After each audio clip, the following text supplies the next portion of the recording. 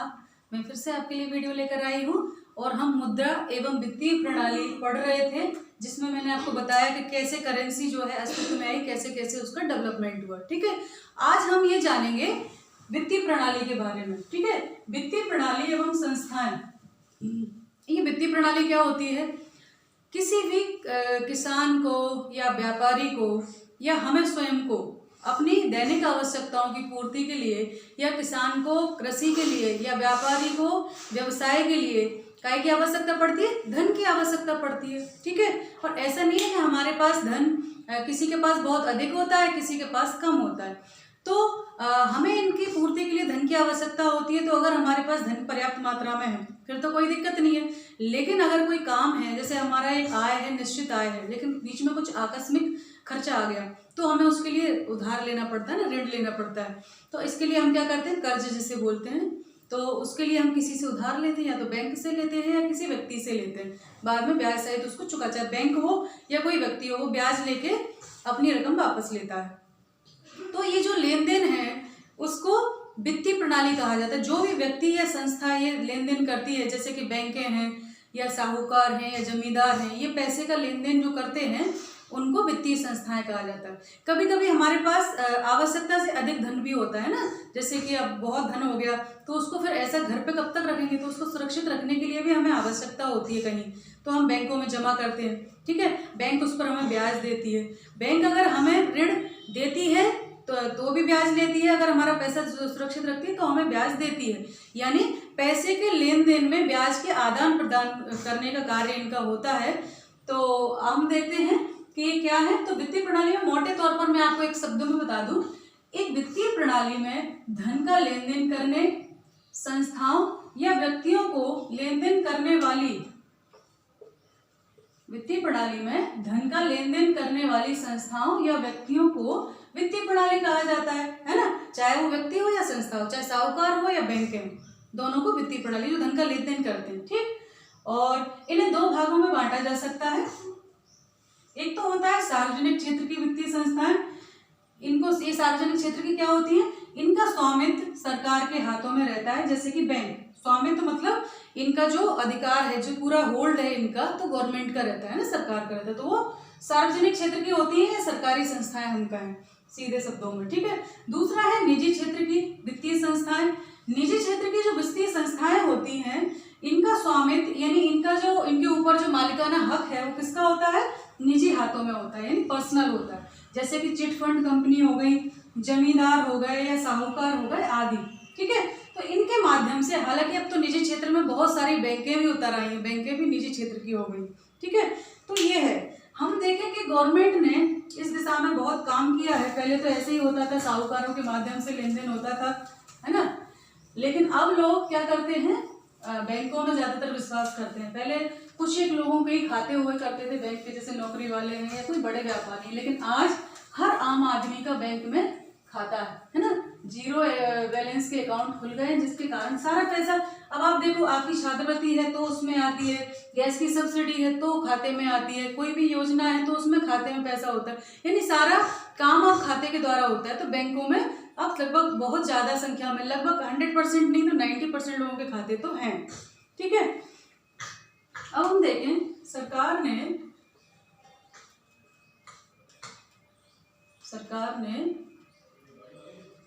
1969 में 14 बैंकों का राष्ट्रीयकरण किया था। कितनी बैंकों का? 14 बैंकों का राष्ट्रीयकरण किया था।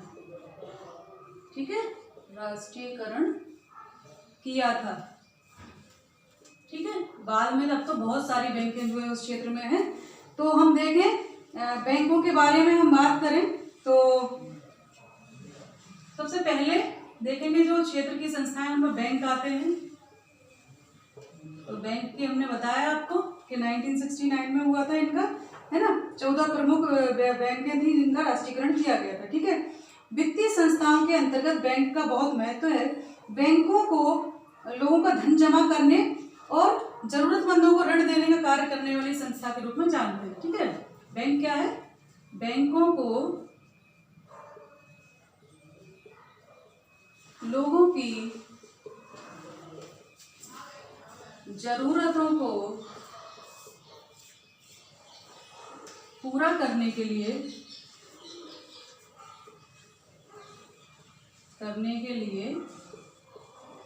धन जमा करने या ऋण देने वाली संस्था के रूप में जाना जाता है। में 14 बैंकों का सरकार ने राष्ट्रीयकरण किया था। ठीक है, बैंक एक महत्वपूर्ण वित्तीय संस्था है जिसमें क्या होता है, बैंकों को लोगों की जरूरतों को पूरा करने के लिए धन जमा करने या ऋण देने वाली संस्था के रूप में जाना जाता है। यानी वो लोगों की आवश्यकताओं के लिए ऋण भी देती है और लोगों के पास अगर एक्सेस मनी है तो उसको जमा करती है और उसको ब्याज देती है। दोनों स्थितियों में ब्याज का लेन देन होता है। अगर लोन देती है तो ब्याज लेती है, अगर पैसे जमा करती है तो उस जमा पैसे पे ब्याज देती है। ठीक है, तो ये इस तरह की संस्था है। बैंक भी दो प्रकार की है। एक तो है सार्वजनिक क्षेत्र की बैंक, जैसा हम जानते हैं सार्वजनिक मतलब सरकारी जिस पर स्वामित्व हो वो। ठीक है, इनके अंतर्गत आती है एसबीआई है, इलाहाबाद बैंक है, केनरा बैंक है। ये सार्वजनिक क्षेत्र की बैंकें आती हैं। एसबीआई तो आपने सुना ही होगा, ज्यादातर बच्चों के खाते उसमें। ठीक है, इसके अलावा निजी क्षेत्र की बैंक 1991 के बाद कई निजी क्षेत्र के बैंक भी खुले, जैसे कि आईसीआईसीआई है, ICI bank, HDFC bank, UTI bank और इंडस बैंक आदि। और भी बहुत सारे हैं पर ये मेन आपने नाम सुने होंगे, ये है ना। तो अब ये इस प्रकार के दोनों तरह के बैंक होते हैं, प्राइवेट बैंक भी हैं और सरकारी बैंक भी हैं। तो ये बैंक जो है महत्वपूर्ण काम करते हैं। अब तो चाहे छोटे से छोटे 100 रुपये भी अगर ट्रांसफर होते हैं तो वो भी बैंक के लिए जरूरत पड़ती है ना। आप देखो अब सब कुछ ऑनलाइन लेन देन हो गया, आप पेटीएम के द्वारा सारा पैसा लेते हैं देते हैं। अगर कोई पैसे से खुले नहीं है तो उन्होंने कहा पेटीएम कर दो, है ना। तो उसके लिए खाता होना जरूरी है, खाते में पैसे होना जरूरी है ना। तो ये सब चीजें हैं। दूसरा जो हमारा है वित्तीय संस्थाओं में, दूसरे नंबर पर है बीमा कंपनियां। ये बीमा कंपनियां क्या करती हैं? ये क्या करती हैं कि ये जोखिम के दुष्परिणामों से सुरक्षा प्रदान करने की व्यवस्था है। जोखिम के दुष्परिणामों से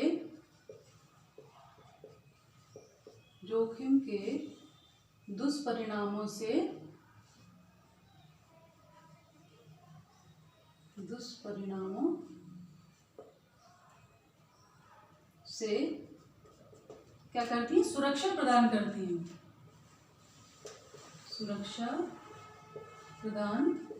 हैं। कैसे, है ना। और चलो अभी बताऊंगी कैसे। इसके अलावा हम आगे आते हैं। बीमा मतलब व्यक्ति का बीमा हम जानते हैं, हमारा बीमा है। अगर हमारी डेथ होगी तो हमारे जो आश्रित हैं जिनका नाम लिखा होगा फॉर्म में, उनको वो राशि मिलेगी जितने का हमने बीमा कराया। इसके अलावा आपको शायद पता नहीं होगा कि सिर्फ व्यक्तियों का बीमा नहीं होता, यहाँ पर किस किस का होता है? मानव जीवन के अलावा पशुओं का भी बीमा होता है। अब तो पता है आपको, क्योंकि पहले जानवर सस्ते आते थे, है ना। अब तो बहुत महंगे आते हैं गाय भैंस, तो उनका भी बीमा होता है। तो फसल का भी बीमा होता है। आपने देखा होगा फसल का बीमा कराते हैं, नॉमिनल चार्ज लेते हैं। बाद में अगर ओले पड़ जाते हैं, कुछ सूखा हो जाता है और फसल नहीं होती पानी बरसने के कारण, तो सरकार मुआवजा देती है ना बीमा की वजह से। तो कंपनी देती है वो बीमा जिस कंपनी ने किया होगा। ठीक है, तो मानव जीवन के अलावा वस्तुओं,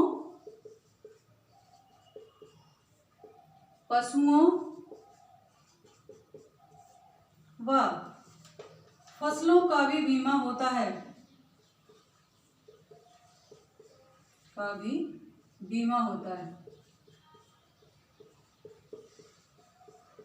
वस्तुओं में सब आ जाएगा आपका, सारी वस्तुओं का बीमा होता है। अपनी गाड़ियों का बीमा देखा होगा, है ना। तो इसमें सिर्फ यही नहीं होता, ये होता है। इसके अलावा ये क्या करते हैं बैंक, बीमा कंपनियां, ये प्राप्त धनराशि विभिन्न उत्पादक कार्यों में निवेश करती है। ये बीमा कैसे करती है? ये कैसे देंगी? मान लो हमने 50,000 का बीमा करवाया, ठीक है, मेरी डेथ हो जाती है तो मेरे को मतलब 50,000 रुपये देंगे। अब इनके पास जमा तो सिर्फ 5,000 रुपये किया हमने, बीच में मेरी डेथ होगी, तो ये कहाँ से देंगे 50,000? क्योंकि ये इस पैसे को दूसरे कामों में इन्वेस्ट करते हैं। जैसे कुछ उसमें लगाते हैं, धन लगाते हैं, जैसे व्यापार में लगाते हैं, व्यापारियों को देते हैं, या अन्य योजनाओं में लगाते हैं, जिससे उनको जो ब्याज मिलता है उससे ये, जैसे किसी की डेथ या कुछ जो भी उसका मुआवजा है, जो भुगतान है, वो ये इस पैसे से करते हैं। ठीक है, तो तो बीमा कंपनियां धनराशि का विभिन्न उत्पादन कार्यों में निवेश करती हैं। बीमा कंपनियां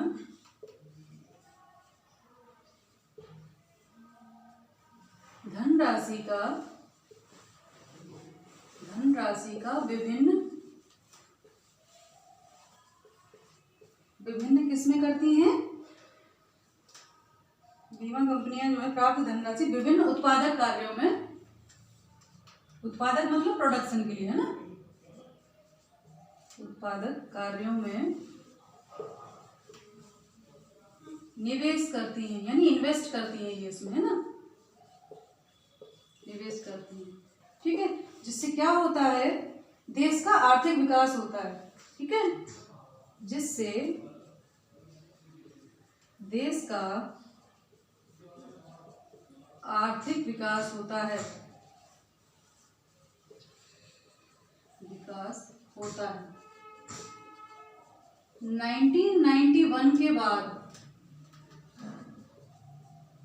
निजी क्षेत्र की बीमा कंपनियों को भी स्वीकृति दे दी गई है। निजी क्षेत्र की बीमा कंपनियों को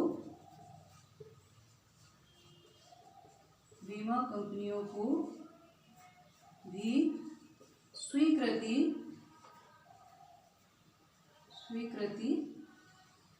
दी गई है। यानी पहले क्या होता था, जैसे सिर्फ LIC करती थी, है ना, या सरकारी बैंकें करती थी, पर अब वर्तमान में बहुत सारी प्राइवेट के, बजाज फाइनेंस है, HDFC है ना, ICI है, लाइफ इंश्योरेंस और गुड्स का भी सभी लोग करने लगे। ठीक है, तो दूसरे नंबर पे ये हमारी बीमा कंपनियां थी। उसके अलावा और है, क्योंकि ये लेन देन सिर्फ आज से नहीं चला रहा है, प्राचीन काल से, जब से मानव का ये सब दिनचर्या शुरू हुई है, जब से। तो पहले क्या होता था, पहले कहाँ से मिलता था ऋण? पहले साहूकारों से लेते थे ना, जमींदारों से और साहूकारों से। तो अगला जो हमारा है वो है साहूकार। ठीक है, साहूकार। तो ये क्या करते हैं, साहूकार प्राइवेट व्यक्ति होते हैं, है ना, निजी व्यक्ति होते हैं। ये दो तरह के होते हैं, एक तो होता है कृषक साहूकार, ये क्या करते हैं, कृषक साहूकार किसानों को देते हैं। दूसरा है व्यवसायिक साहूकार, व्यवसायिक साहूकार। आपने देखा होगा अपने गांव में भी कोई ऐसे सेठ बनिया होंगे जो लोगों को जरूरत पड़ती है तो लोग जाते हैं उनसे पैसे लेते हैं, वो ब्याज लेते हैं, या किसी कभी कभी जमीन गिरवी रख लेते हैं। कभी कभी ये लोग क्या करते हैं, कोई वस्तु आपके पास है, कोई इम्पोर्टेंट चीज है, जैसे मकान है, जमीन है या जेवर है, तो उसको गिरवी रख के पैसा देते हैं। जब ब्याज सहित आता है कोई छुड़ाने तो उसको ब्याज सहित लेके और वो वापस ले लेते हैं। तो ये प्रथा प्राचीन काल में बहुत लोग इसके कुचक्र में पड़े गए, क्योंकि ये ब्याज बहुत खतरनाक होता था, लोग पढ़े लिखे नहीं होते थे, ब्याज पे ब्याज, ब्याज पे ब्याज ऐसा चलाते थे कि लोगों की जमीनें बिकने के बाद भी, जो चीज़ गिरवी रखी उसको बिकने के बाद भी वो ये नहीं पटा पाते थे, और बाद में मजदूरी के रूप में उनका भुगतान करते रहते थे, बंधुआ मजदूर बन जाते थे, उनकी पीढ़ियां बंधुआ मजदूर बन जाती थी, ऐसा कुचक्र चलता था। लेकिन वर्तमान में सर बैंकें खुलने के बाद अब चीज़ों में बदलाव आया है। सरकार अब सहकारी संस्थाएं खोली हैं जिनको सस्ती दर पर खाद बीज के लिए भी ऋण देती है, किसानों को क्रेडिट कार्ड उपलब्ध हो गए, जिसकी वजह से ये चीज़ें नहीं होती। दूसरे जो व्यवसायिक साहूकार हैं, व्यवसाय मतलब अपना धंधा करने के लिए, कोई बिजनेस करने के लिए ये लोग लोन लेते हैं इन साहूकारों से, और जब उनको फायदा होता है तो ये ब्याज सहित चुका देते हैं। ठीक है, तो ये दो तरह के साहूकार होते हैं। ठीक है, तीसरा नंबर की संस्था थी। चौथा है जमींदार। जमींदार अब तो आपको नहीं मिलेंगे, है ना, अब तो ये चीजें जमींदारी प्रथा वगैरह सब समाप्त हो गई है, पर प्राचीन काल में ये बहुत बड़ी संख्या में थी। जमींदार जो है इनका 1793 से जो वायसराय थे कॉर्नवालिस ने, लॉर्ड कॉर्नवालिस ने सबसे पहले बंगाल में जमींदारी प्रथा शुरू की थी। जमींदारी प्रथा शुरू की थी। ठीक है, और तब से ये लगातार शुरू चली आई पूरे भारत में, और इनका काम था लगान वसूल करना। लगान वसूल करना। होता क्या था, जैसे कुछ एरिया है तो सरकार गवर्नमेंट वो जो होते थे अंग्रेज लोग, उनको क्या लेना देना कि सूखा पड़ रहा है, अकाल हो रहा है। इससे पहले जो स्थानीय राजा होते थे वो इन सब चीज़ों का ध्यान रखते थे कि जिस वर्ष सूखा अकाल फसल नहीं हुई है तो वो कर नहीं लेते थे। लेकिन उन्होंने टैक्स वसूलने के लिए एरिया दे दिया कि आपको 5 गाँव की जमींदारी दी जाती है, आपका काम है कि हमें 10 लाख रुपए वार्षिक उगा के दोगे। वो कैसे लेना है वो अब जो व्यक्ति 10 लाख उगाएगा वो अपने लिए फिर 20 लाख ले, उनसे 30 लाख ले, उससे उनको कोई लेना देना नहीं था। तो लोग बहुत परेशानियों में और बहुत कुचक्र में फंस गए थे। वो लगान फसल हो रही है या नहीं हो रही है, लेकिन लगान देने के लिए भी कई बार उनको कर्ज लेना पड़ता था इन्हीं लोगों से, है ना। तो ये जमींदार लोग थे। इसके अलावा है स्वयं सहायता समूह। वर्तमान में अब आप देखें स्वयं सहायता समूह बहुत खुल गए हैं। स्वयं सहायता समूह, ठीक है। ये स्वयं सहायता समूह क्या होते हैं, कुछ लोगों के संगठन होते हैं ना। एक स्वैच्छिक संगठन है, यह गरीब लोगों का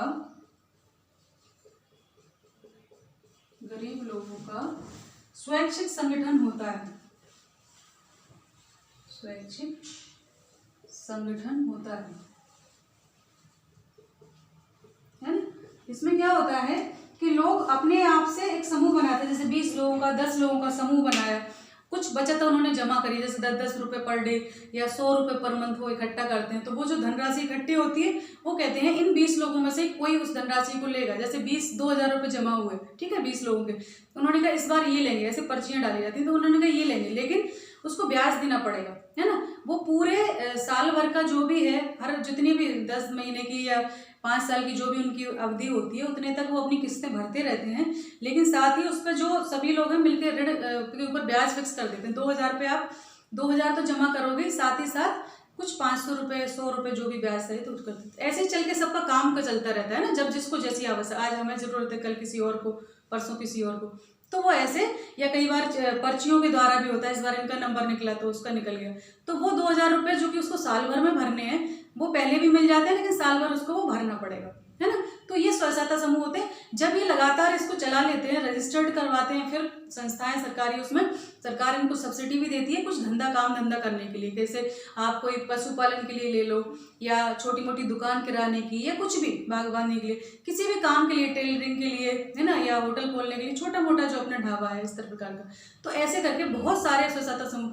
सहकारी समूह का एक सबसे अच्छा उदाहरण है अमूल डेयरी कंपनी। ये भी ऐसी शुरू हुई थी गुजरात में, और आज एक इंटरनेशनल ब्रांड है ना। इसमें सभी का जो फायदा होता है वो सब में बराबर बढ़ता है। तो ये वीडियो मैं यही समाप्त करती हूँ। अगले वीडियो में फिर मिलेंगे और इसके आगे आपको बताएंगे। बहुत इंटरेस्टेड है ये चैप्टर, तो ध्यान रखिए, पढ़ाई करते रहिए। नमस्ते सभी को।